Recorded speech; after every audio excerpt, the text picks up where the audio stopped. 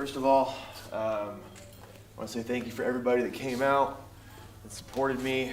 And then, of course, thank you to my teammates, especially Andrew, Christian, Cody, of course. Shaka's not here, who were helping me cut weight, helping me get ready for the fight, helping me with just running errands and shit. That it means a lot.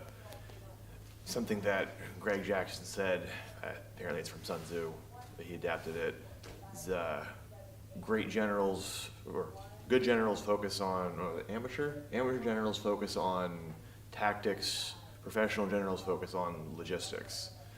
And that was something that I didn't really, do as well as I could have coming into this fight. I was scrambling at the end to get my shorts made, to get sponsors. Thankfully, the boy Eli from Golden Cricket hooked us up. I messaged him like 2 days before the fight and he was down.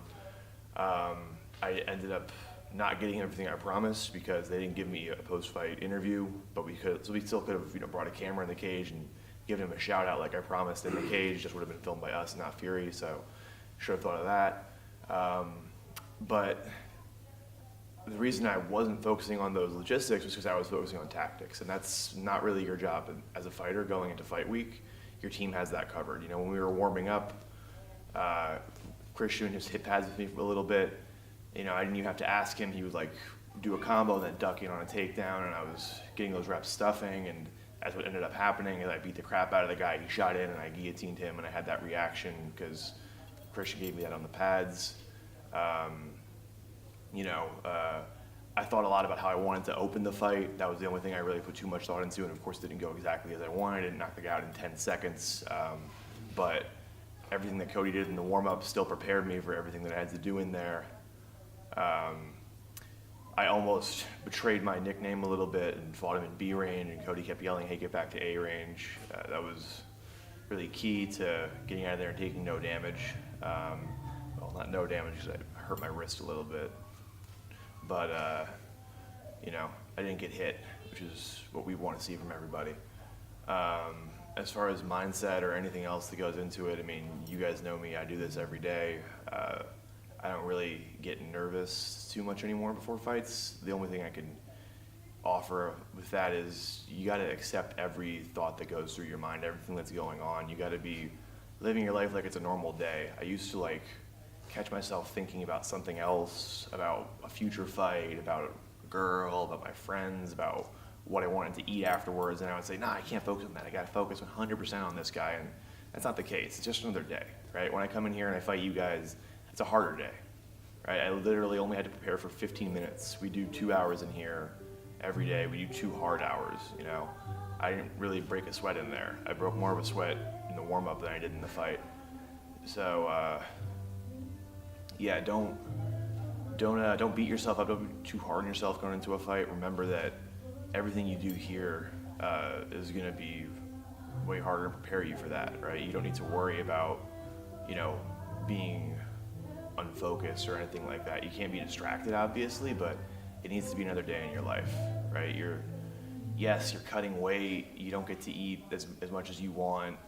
You need to focus really heavily. Once you make weight, you got to focus on the refeed and the rehydration so you don't fuck yourself up and get in there, too bloated or without, the right amount of water in you, and you're dehydrated, you have low energy.